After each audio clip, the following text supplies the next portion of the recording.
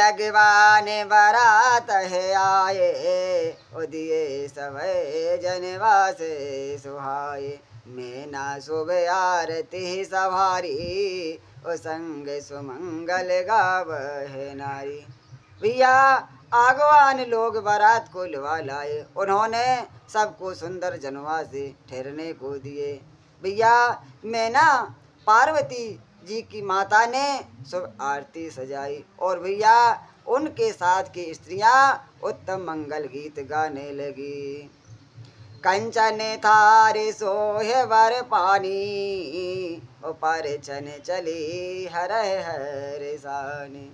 विकट वेश रौद्र जब देखा, और अविलह और भय भय हो विशेखा। सुंदर हाथों में सोने का थार शोभित है। इस प्रकार मैना हर्ष के साथ शिव जी का पर्जन करने लगी। तो पर्जन करने चली, जब महादेव जी को भयानक वेश में देखा, तब तो स्त्रियों के मन में बड़ा भारी भय उत्पन्न हो गया।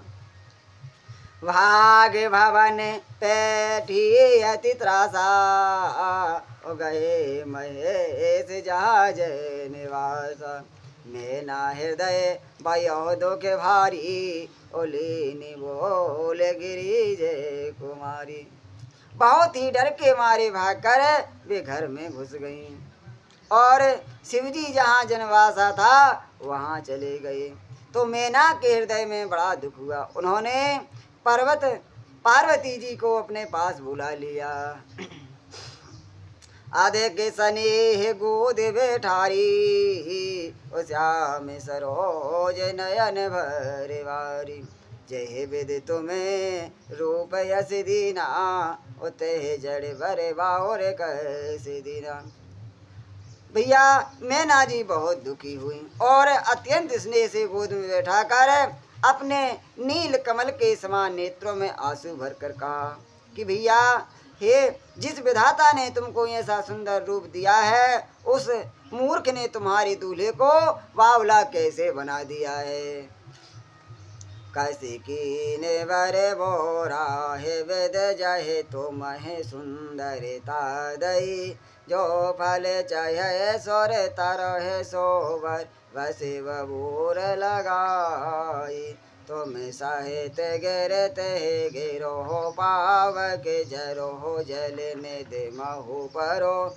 घरो जाहे अपजस हो वो जग जीवत विवाह हो ना करो। तो भैया हर माँ का सपना रहता है कि अपनी बेटी अच्छे घर में जाए। तो जिस विधाता ने तुमको सुंदरता दी है, उसने तुम्हारे लिए वर बावला कैसे बनाया है।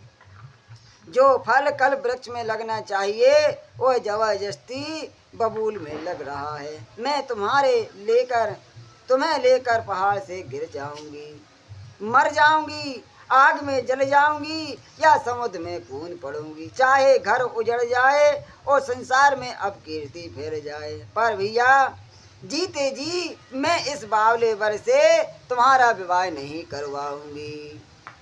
भाई बेकल अविलास कर दुखते देख गिरनार। करे विलाप रोदित बदित सुतास ने हो समार। तो हिमाचल की स्त्री मैना को दुखी देखकर सारी स्त्रियां व्याकुल हो गई। मैना अपनी कन्या के स्नेह को याद करके विलाप करती रोती और कहती थी, नारद कार में काहे बिगारा। ओ भवन मोर जन बसते उजारा। असी उपदेश हो ओ मह जिन दीना। ओ बोरे बरह लागे तप कीना। तो मैना रानी विलाप कर रही हैं और नारद जी के लाने कोस रही हैं। कह रही कि मैंने नारद जी का क्या बिगाड़ा था, जिन्होंने मेरा बसता हुआ घर उजाड़ दिया और जिन्होंने पार्वती को ऐसा उपदेश दिया कि जिससे उसने बावले वर के लिए तब किया है। साच हो उनकी मोह न माया, उदासीन धन धामे न जाया। पर घर घालक लाज न भीरा, ओ बांझ की जान प्रसव की पीरा। तो मैना रानी रो रही हैं और बिलाप कर रही हैं और कह रही हैं कि सचमुच में उनके ना किसी का मोह है और ना माया है। नारद जी के पास में नहीं है माया और ना ही बाल बच्चे हैं और ना उनके धन है और ना घर है और ना स्त्री ही है। वे सबसे उदासीन हैं, इसी से वे भैया दूसरों का घर उजाड़ने वाले हैं।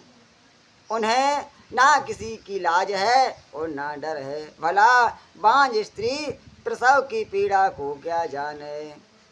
जो स्त्री ने बच्चे को जन्म ना दिया हो वो प्रसव की पीड़ा क्या जाने।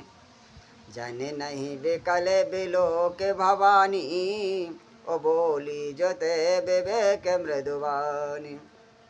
ऐसे विचार सोचे मत माता ओ सो न टरे जो रचहे विधाता। तो माता रानी को विलाप करते हुए दुख देखते हुए माता पार्वती जी बोली।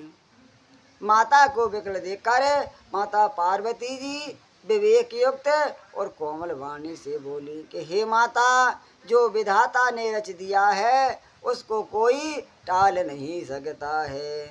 ऐसा विचार कर तुम सोच मत करो। तो पार्वती जी कह रही हैं कि कर में लिखा जो वाह और ना हो तो हो कत दोष लगावो हो काहो। तो मैं सन में टह की विधि के अंका मात व्यर्थ जन ले हो कलंका। तो माता के लाने समझा रही हैं कि माँ, जो मेरे भाग्य में बावला ही पति लिखा है तो किसी को दोष है क्यों लगाना है। हे माता, क्या विधाता के अंक तुमसे मिट सकते हैं। वृथा कलंक का टीका मत लो। बोले बालाजी सरकार की जय।